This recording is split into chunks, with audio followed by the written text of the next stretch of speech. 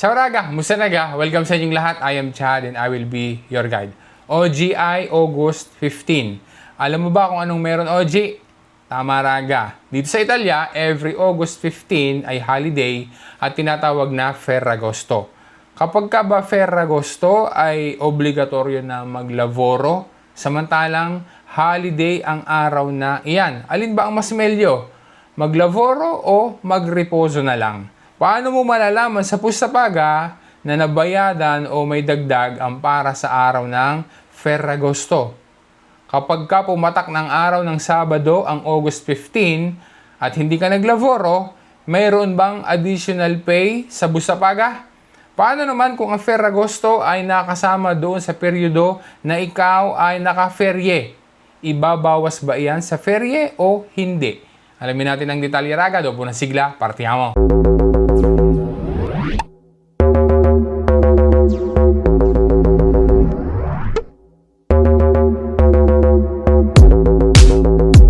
Nag-originate ang Ferragosto mula sa Ancient Romans noon pang 18 BC. Ang termino ay galing sa Latin na ang katumbas ay Feriae Augusti bilang parangal kay Emperor Augustus. Isineselebrate yan originally sa first day of August bilang pagtatapos ng Lavori Agricoli. Tapos, naging August 15 iyan dahil naging isang religious holiday ng simbahang Katoliko. Pero, noong peryodo ng fascismo, nagsimula ang official holiday ng Ferragosto dahil sa ang rehimen ay nag-organize ng daan-daang sikat na GT na ang epekto ay malaking iskonto sa mga bilyete day transporte. Sa paglipas ng maraming mga taon, ang Ferragosto ay naging bahagi na ng pagbabagong kultural at nakalimutan na ng marami ang tunay na pinagmulan nito. Sa ngayon, kapag Ferragosto, ibig sabihin ay vakansa, pamamasyal o riposo. Ikaw raga, ano ba ang idea mo about sa Ferragosto? Alam mo ba din kung saan nag-originate ang Ferragosto? O kagaya din ng madami na bakasyon o holiday ang alam kapag August 15?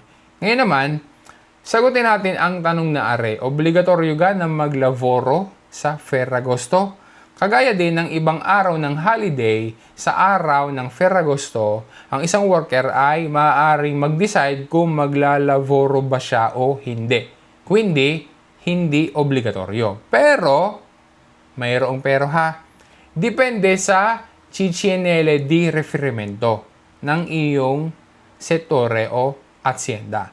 Maaari kasing malinaw na naka-establish doon sa CCNL na kailangang maglavoro durante ng Ferragosto. Bakit? Mayroon kasing mga settori di lavoro dahil sa pangangailangan, dapat ay tuloy-tuloy pa din at magarantiyahan ang serbisyo nila maging sa araw ng mga holidays.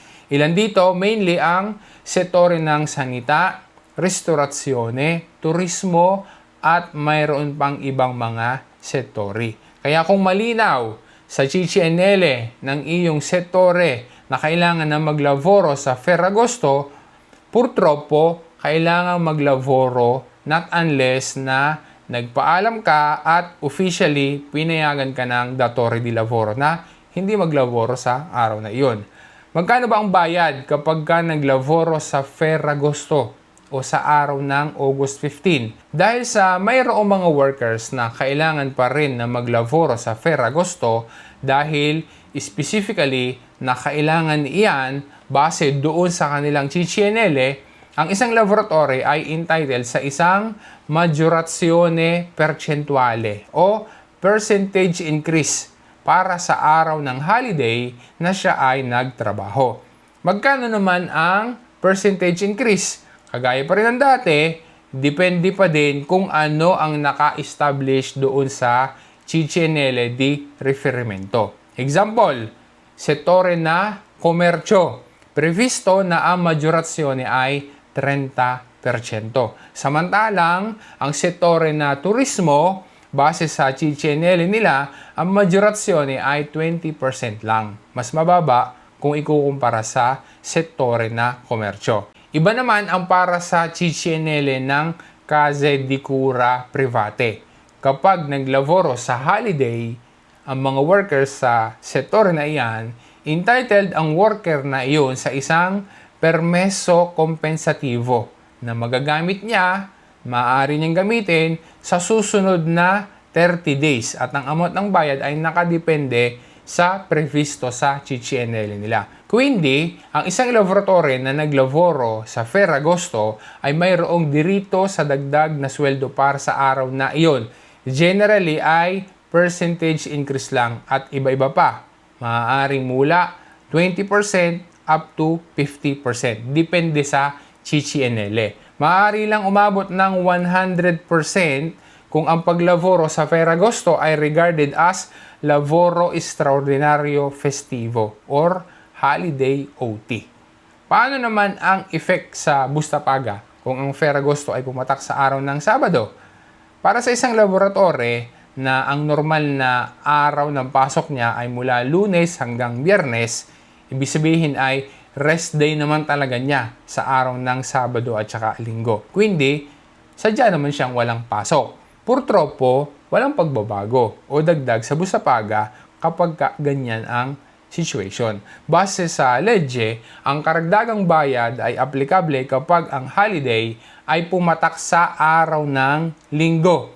Pero walang kaparehas na epekto kapag ang holiday ay pumatak naman ng araw ng Sabado. Iba sana ang usapan kapag ang Ferragosto ay pumatak sa araw ng Linggo. Kinikilala ng batas sa ganitong kaso, bukod sa normal na sahod para sa araw na iyon, mayroon pa na additional na isang araw na sweldo.